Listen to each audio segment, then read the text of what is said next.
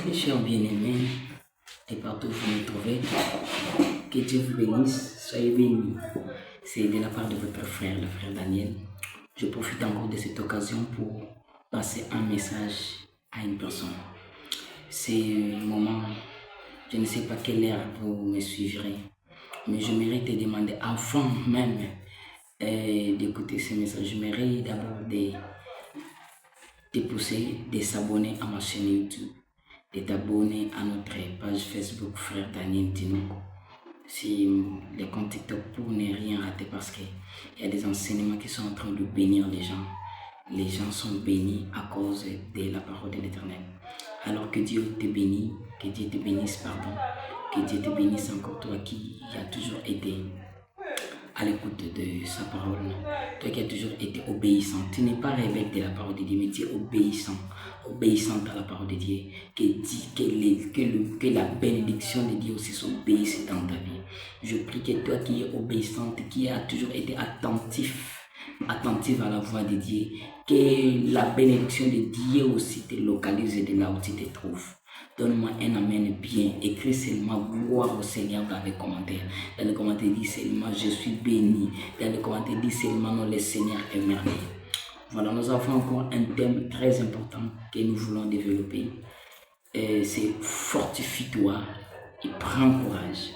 Fortifie-toi, prends courage. C'est un thème très important. Certainement, beaucoup de personnes déjà savent. Beaucoup de prédicateurs prêchent ça. J'ai encore voulu prêcher parce que c'est un thème, même moi, ça me fortifie. Je ne sais pas quelles sont les circonstances que tu traverses présentement là. Je ne sais pas quel type de problème qui t'angoisse à l'instant là.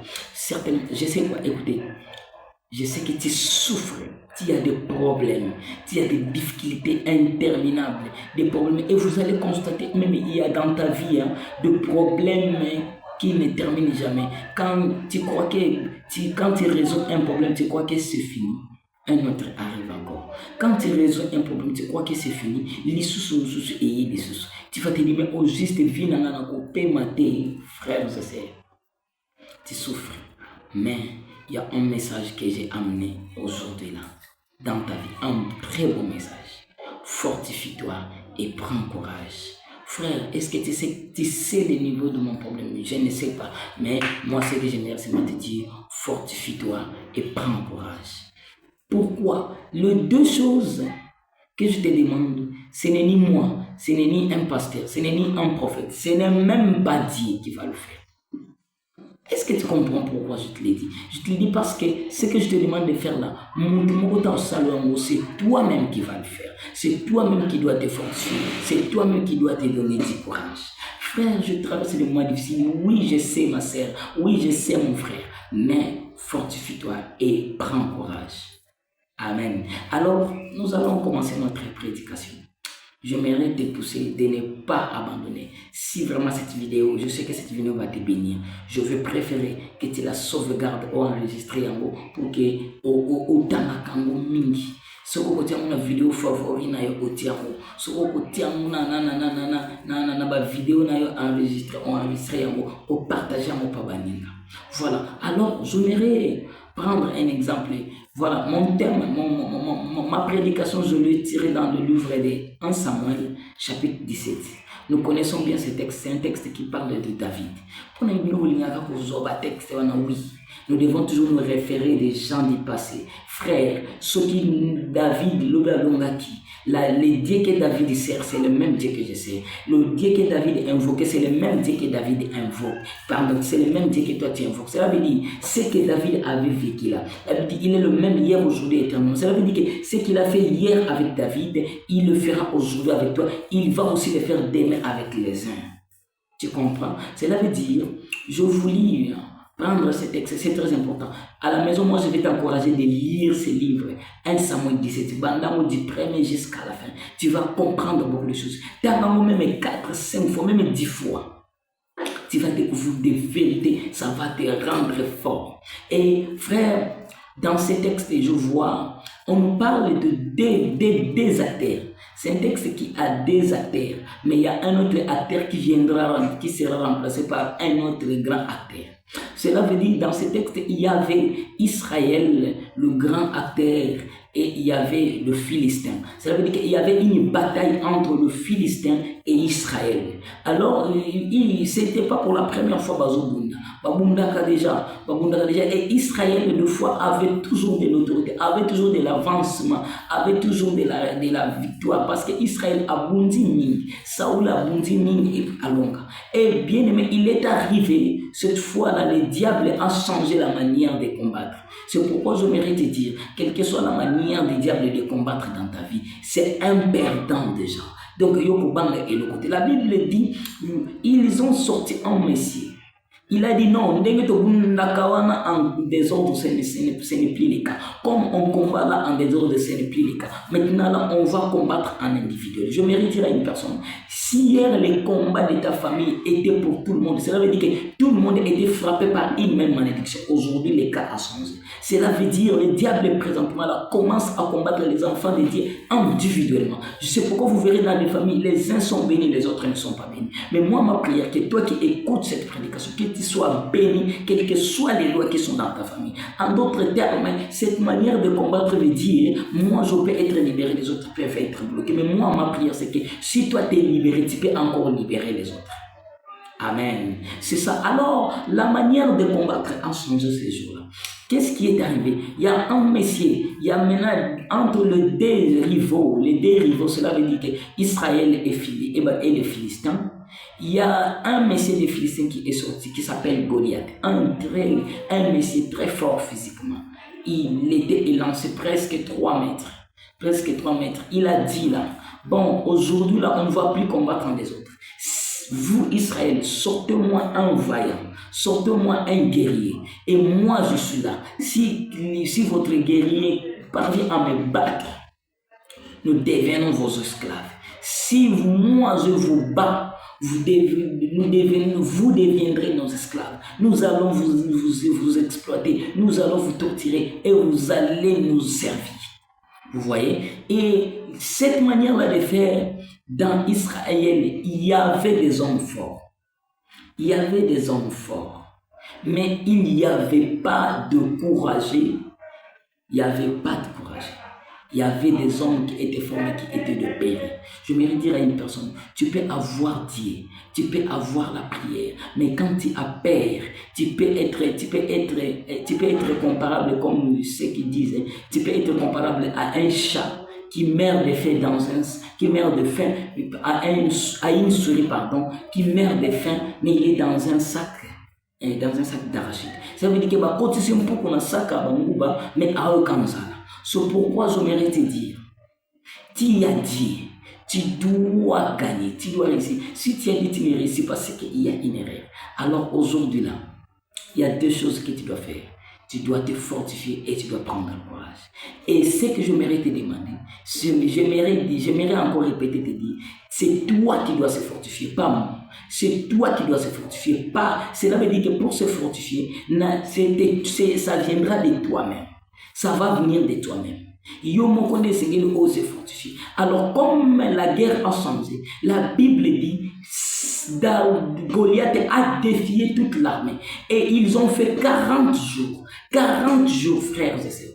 40 jours, ils sont là. Israël est incapable de sortir un vaillant, un guerrier pour faire face à Goliath. Je ne sais pas dans quelle famille tu es né, où tu es venu rencontrer déjà. Les lois des familles sont là. Je ne sais pas dans quelle famille tu es né, où tu as déjà biloko ya mabe déjà c'est salé. La Bible dit David qui est allé combattre. Il n'était pas destiné d'aller combattre. Frère, Azalaka destiné, et rentrer. Mais la Bible dit, le même David qui était là, qui n'était pas destiné à combattre, c'est lui qui vient combattre. Je mérite dire à une personne, tu n'as pas été destiné. Il y a des gens qui se croient. D'abord, si vous voyez, je vais ouvrir une parenthèse, si vous voyez l'histoire de David, avant même que David soit roi par Samuel, la Bible dit, le prophète Samuel était allé chez David. Il a dit à Isaïe, sauve-moi tes enfants. Il a même oublié que David était son enfant. Il a sorti tous les 7 enfants. Il avait 8 enfants. Il a sorti. Cela veut dire que dans l'histoire de devenir roi, on ne comptait pas David. Frère, ma sœur, on ne te compte pas peut-être. On ne compte pas que toi tu deviendras roi, reine. On ne compte pas que toi aussi tu vas influencer ta famille. On ne compte pas que tu vas okobongi sa famille. Mais moi je te dis, quand ndenge babosana yo, quand ndenge nzamba otombola yo, je prophétise dans ta vie. Ah, donne-moi un amen. Bien, même si on t'a oublié, moi je te dis, Dieu ne t'a pas oublié. Mais la Bible dit David était là na Zamba, Isaïe bimisi mwana liboso, mwana mibale, mwana misatu. La Bible dit le prophète Samuel même quand il a vu Eliab, il a dit certainement le roi, il est là et lancé. Frère, attention, la grâce de Dieu ne regarde pas la taille, la grâce de Dieu ne regarde pas la forme. Dieu peut choisir des choses vides. C'est pourquoi la Bible dit Dieu a caché sa gloire dans des choses qui sont vides. Jésus était comment? Jésus les sauveurs étaient comment? Il n'avait rien d'impressionnant. C'est pourquoi je mérite de dire, tu n'as rien dans la famille ne te compte pas, les gens ne te connaissent pas, les gens t'ont oublié. Mon frère, ma sœur, fortifie-toi, ne perds pas d'espoir, crois qu'un jour ça va marcher. Je mérite de dire, un jour ça va aller, même quand on t'a oublié, ça va aller, même quand le monde t'oublie, ça va aller, même quand même le pasteur t'a oublié, Dieu ne t'a pas oublié, le prophète t'a oublié, Dieu ne t'a pas oublié. La Bible dit, ça vous l'a dit, c'est ce que tu as comme enfant. Non, oui, il y a encore un autre. Vous voyez, c'est la vérité que même ses frères ne comptaient pas. Et le jour où David était venu pour là au lieu du combat, même ses grands frères là, zéro. Donc patapouf, taille pamba, monene pamba, moulaya pamba, patakobanga ba péré. Frère, longola qui péré, longola kobanga na vie, que les circonstances ne te fassent pas peur. Et la Bible dit, si vous prenez 1 Samuel, je vais seulement lire quelques versets. Dans le 1 Samuel chapitre 17, le verset 32, la Bible dit, David, nani, Goliath a yé pour défier à l'obi. Oh, bini sa mutumo kongana, to bundanai. Maloba ya pamba ya Goliath batba banga. Mais, dans David, qui a été préparé par Dieu, a yé. Et nous, quand les bosons se à David, écoutez, lisez le verset 32. David dit à Saoul que personne ne se décourage à cause de ces Philistins. Ton serviteur ira se battre avec lui. Amen. Cela veut dire quoi? Tout le monde était découragé, même le roi Saoul lui-même. Et nous, on a ce que David courage à Samango, même le roi, il n'a même pas parlé au soldat, il est allé parler à lui-même le roi. Il a dit, en d'autres termes, David pouvait seulement dire, roi, même toi tu te décourages. Allez, cela veut dire que David est capitaine de l'équipe. Frère, Ozaka, capitaine de la famille. Ah, tu es la capitaine de ta famille. Je parle à une sœur, tu es la capitaine de ta famille. Capitaine de la capitaine de l'équipe. Même quand l'équipe adverse marque le but, 2, 3, 4 buts. Et là, on a la capitaine. Allez,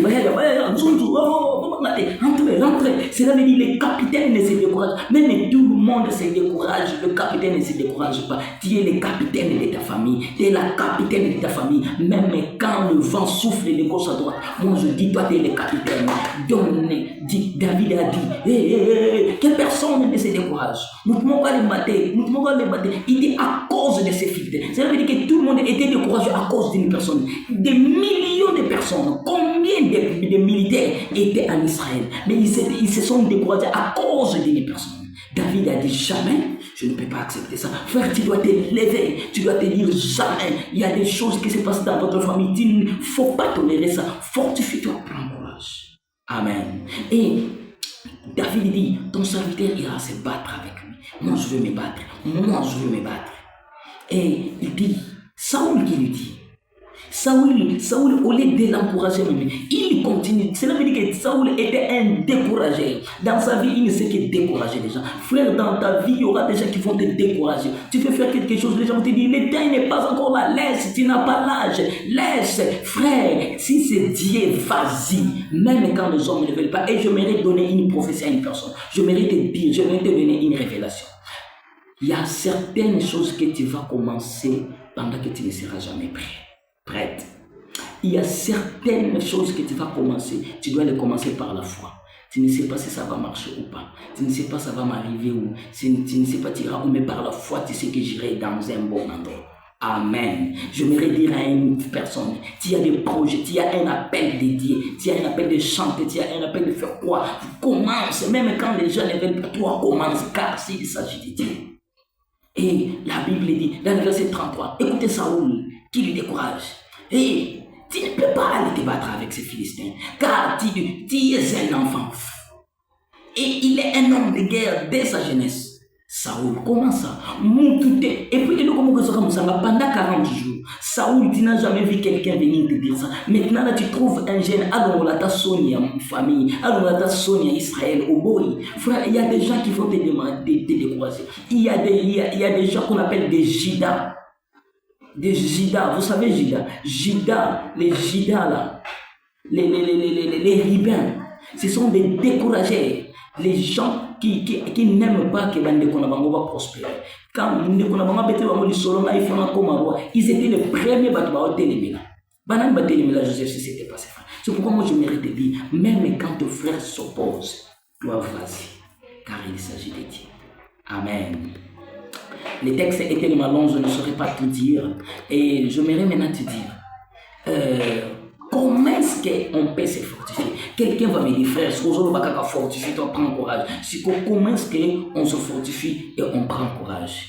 Et la première des choses, pour se fortifier, la première des choses que tu vas faire, et pour prendre, je vais commencer par le courage. Pour prendre le courage, le contraire du courage, c'est la peur. Amen. Cela veut dire que quand tu as peur, tu ne sauras pas faire. Mais le courage, c'est briser la peur. Alors, pour prendre le courage, pour briser la peur, c'est affronter ce qui te fait peur. La Bible dit dans le livre de Josué, chapitre 1, je crois dans le verset 7.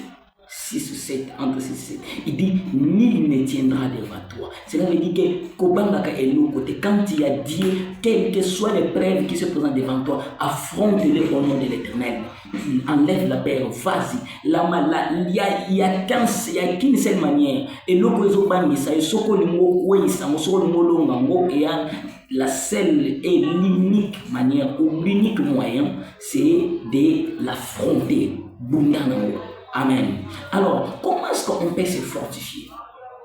Pour se fortifier, je voudrais te donner un passage biblique. Psaume chapitre 46, le verset 2. Psaume 46, le verset 2. Je ne sais pas, tu peux dire ça. La Bible dit, Dieu est pour nous un abri solide. Il est toujours prêt à nous aider dans le malheur. Écoutez, il y a une chose que tu dois savoir. Si dans ta vie tu veux te fortifier, si dans ta vie tu veux te fortifier et prendre le courage, la première des choses à faire à l'intérieur de toi, le courage, pardon. Le courage, ce n'est pas moi qui te le donnera. Le courage, ce n'est pas Dieu qui te le donnera, mais c'est toi-même. C'est ce que Dieu, c'est que la Bible dit, Dieu dit à Josué, Josué, fortifie-toi et prends courage. Ah, mais Dieu pouvait dire, Josué, je te donne la force et le courage. Non, la force que tu dois utiliser pour vaincre les ennemis de ta vie, ça ne se trouve pas en Dieu. Dieu l'avait déjà déployé en toi. Tout ce que tu as besoin pour réussir cette bataille-là, tu l'as déjà en toi, mon frère, ma soeur. Dans ce cas, pour avoir ça, pour toucher à ça, ce que tu dois faire, c'est quoi? Fortifie-toi. Alors, comment se fortifier? Dans Psaume 36, le verset 2, il dit, Dieu est pour nous un abri solide. Cela veut dire que Dieu te dit déjà, il te dit que pour vous là, un abri eza esika kobomama. Ça veut dire que présentement là, je suis dans une maison. Peu importe la pluie, je ne peux pas perdre parce que cette maison, c'est un abri. Même s'il y a une guerre, je peux fermer toutes les portes. Je suis à l'abri. Mais la Bible dit, l'abri, l'endroit le plus sûr et sécurisé, c'est quand tu es sous l'abri de l'Éternel. C'est pourquoi il dit, celui qui habite sous l'abri du Très-Haut repose à l'ombre dit tout puissant. Cela veut dire que quand il y a Dieu, la première des choses pour se fortifier, crois que tu es à l'intérieur de la maison qu'on appelle la maison de Dieu.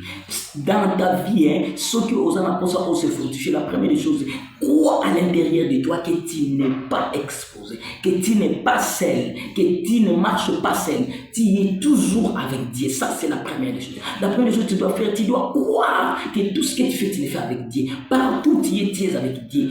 Dieu ne t'abandonne jamais. Dieu est toujours. Donc, tu dois te dire, Dieu est mon abri. Zambe aza mobateli nanga. Zambe aza oyazo batela nanga. Amen. Dieu est pour nous un abri sûr, pour nous aider dans le malheur. Ça veut dire que n'attends pas si tu dois croire que Dieu est là. Et la deuxième des choses que tu dois faire, croire à l'omniprésence de Dieu. La Bible dit Dieu est omniprésent. Frère, est-ce que vous voyez que Dieu est omniprésent? L'omniprésence, cela veut dire que partout où tu es, Dieu est là. Partout où tu es, Dieu est là. Même, la Bible dit, même sous l'eau, Dieu est là. Même dans un trou noir, la Bible dit, même un fourmi noir, dans un trou très profond noir, Dieu le voit. C'est-à-dire que si les yeux de Dieu peuvent voir même sous là-bas, c'est là qu'il est là. Je m'étais dit, dans n'importe quelle circonstance tu traverses, crois que tu es avec Dieu.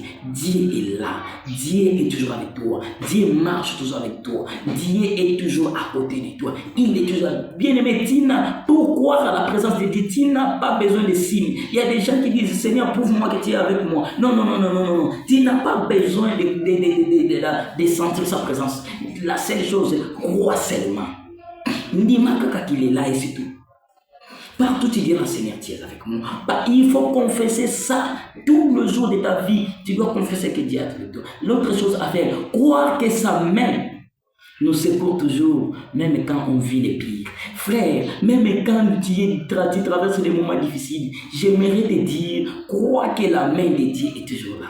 Amen. La main de Dieu est toujours là. David dit, même quand je traverse la voie de l'ombre de la mort, je ne crains rien, je ne perds rien. Cela veut dire que tu dois toujours croire que la main de Dieu est toujours avec toi. Il y a des gens qui croient que ceux qui ont traversé un moment difficile, ceux qui n'ont pas non, Dieu peut même être avec toi pendant que tu n'as rien et tu n'es rien. Mais la main de Dieu est sur toi. Amen. L'autre chose, lire et méditer sa parole tous les jours. Frère, tu as besoin de te fortifier. Tu as besoin de te fortifier. Ce ne sont pas des motivations. Ce ne sont pas des motivations que je vois sur TikTok, sur Facebook, des motivations. Moi, si tu fais ça, si tu fais cette prière, la seule chose que je vais te donner comme secret pour se fortifier et pour prendre le courage et réussir, c'est lire la parole et méditer. Lire et méditer, c'est très différent. Quand tu lis la parole, ça t'es en train de passer. Méditer veut dire prendre du temps dans ce verset biblique là, autant et kokotanakat. Cela veut dire tu dis, donc dans Josué chapitre 1 verset 8, Josué dans Batika qui est à mon akimetika et l'okoza de souté. Et l'okoza de souté azolela, nenzamba lobi, fortifie-toi, prends courage, je serai avec toi. Allez, Josué peut atteler. Donc il y a une paix, cela veut dire tu dois lire et méditer. Lire et méditer la parole de Dieu. Lire et méditer la parole de Dieu, c'est très important. Méditer, tu ne dois pas méditer beaucoup de versets, mais tu dois méditer seulement un seul verset, un ou deux, trois versets, mais tu les consacres. C'est-à-dire que tu fais ça, tu commences à le répéter, tu fais de ça. Parce que tout sujet qui va te toucher, c'est presque ça concerne ton problème. Tu verras que tout sujet que tu vas rencontrer là-bas, tu dis, il est et tu dois lire, tu dois connaître. Tu dois lire, tu dois connaître. Et la dernière chose à faire, la prédication est tellement longue, mais je vais m'arrêter ici. La dernière chose à faire, chercher dans la Bible une situation ressemblant à ta situation. Et comment ces gens-là, ils s'en ont sorti vainqueurs. Et à partir de cette voie-là, cela veut dire, tu dois chercher dans la Bible. Parce que la Bible dit, je vais dire à une personne, il n'y a rien de nouveau sous le soleil. Cela veut dire que tout ce qui va arriver dès aujourd'hui jusqu'au jour de la venue de Jésus, tout ce qui va se faire existe déjà. Ça a déjà existé et on a déjà trouvé des solutions, c'est ça. Tout se trouve dans la Bible. Cela veut dire que toutes les situations qui vont arriver aujourd'hui, qui vont arriver demain, qui vont arriver jusqu'à la fin des temps, tout est déjà dans la Bible. Dieu a déjà trouvé toutes les solutions sur ça. Cela veut dire que tu n'as pas à aller demander de nouvelles solutions. Va te ressourcer sur les anciennes solutions. C'est quoi? Parce que c'est Dieu là, il dit le même Dieu. Ce que je fais chez les gens là, je vais encore le faire. Pourquoi on a laissé tout? On a écrit la Bible pour que tout ce que nous avons besoin, nous les retrouvons là-bas. Cela veut dire, tu dois chercher dans la Bible. Ah, je n'ai pas d'enfant. Je n'ai pas d'enfant. Qu'est-ce que Dieu a fait? Oui, dans la Bible, il y avait aussi Sarah qui n'avait pas d'enfant. Mais à cause de la foi, Sarah a touché. Je vois encore, il y avait une femme, Anne, elle n'avait pas d'enfant. Mais quand elle a demandé. Et d'ailleurs, les enfants de Pénine n'ont pas voté. Mais les enfants de Anne n'ont pas voté. Cela veut dire que mon problème, tu dois chercher une situation dans la Bible qui a déjà été résolue. Et comment est-ce qu'ils s'en ont sorti? Alors, si réellement ça se trouve là-bas, tu vas prier, tu vas méditer la parole, tu vas méditer à Seigneur, regarder, parce que Dieu est plus faible quand il s'agit de sa parole et de sa promesse. Quand tu vas auprès de Dieu, tu lui rappelles sa parole, Dieu n'a pas d'excuses. Frères et sœurs, si moi je t'ai promis l'argent, quand tu viens, tu me dis, frère Daniel, mon argent que tu m'as promis, je n'aurai pas d'excuses. Mais quand tu viens me demander quelque chose que je n'ai jamais promis, je te dirai, maman, ce que tu me demandes là, quel jour moi je te l'ai dit? Amen. Tu vois, cela veut dire que quand tu vas devant Dieu, va lui dire ce qu'il a déjà dit et promis. Parce que la Bible dit, il n'est pas un homme pour mentir, il n'est pas un fidèle homme pour se repentir. Tout ce qu'il a dit, il l'accomplira. Ça s'accomplira certainement. Amen. Ça, ce sont les secrets que je t'ai donnés pour se fortifier et prendre courage. Mon frère, crois toujours à la présence de Dieu. Crois que Dieu est avec toi. Crois que tu es avec Dieu. Il faut affronter la paix, affronter les défis, affronter les obstacles au nom de l'Éternel. J'aime dans les mêmes livres là, de 1 Samuel. Si tu prends les livres là de 1 Samuel là qu'on a lu, quand vous commencez à partir du verset 45, David parle à Goliath, parce que Goliath avait l'assurance à sa force musculaire. Parce que si vous commencez même dans le verset 2, vous voyez que Goliath était habillé là, biloko ama bende, à la tamina biloko à 60 kilos. Donc, nous sommes protégés. Il disait, il croyait, mais ce que j'aime, c'est que dans le verset 45, David a minimisé, a sous-estimé. Il dit, tu marches contre moi avec l'épée, la lance et les javelots. Et moi, je marche contre toi au nom de l'Éternel des armées, les dieux de l'armée d'Israël que tu as incité. Tu vois, David, il est en train de se défier, il est en train de prendre parole, mais au nom de Dieu, il met Dieu au défi. Cela veut dire que David a Cela veut dire que dans ta vie, si tu as besoin d'affronter le problème de ta vie, tu dois aller au nom du Créateur, au nom de l'Éternel des armées, au nom de Jésus-Christ de Nazareth. La Bible dit, tout ce que vous demanderez au nom de Jésus, je vous l'accorderai. Frère, tu n'as pas besoin de demander au nom du Père, du Fils et du Saint-Esprit. Tu n'as pas besoin de demander au nom de Dieu. Notre Dieu s'appelle Jésus. Demande au nom de Jésus. Tika soni, tika ignorance. Jésus est Dieu. Amen. Tu dois savoir qui est ton secours, qui te soutient. Et donc David dit là, moi je viens au nom de Jésus, je vais te terrasser. David dit, dans le verset 46, il dit, aujourd'hui l'Éternel te livrera entre mes mains. Tu vois, cela veut dire que David, il dit, je compte sur l'Éternel. Amen. Cela veut dire que dans ta vie, tu dois, pour affronter la peur, tu dois affronter ce qui te fait peur, mais au nom de l'Éternel des armées. Que Dieu vous bénisse. Abonnez-vous à notre chaîne. Il y a beaucoup d'enseignements. Si vous avez des questions, n'hésitez pas à me poser des questions. Je suis le frère Daniel Tinoko, le frère de l'église Ali proclamé à Kim PC. Que Dieu vous bénisse et vous garde. Ciao. Merci.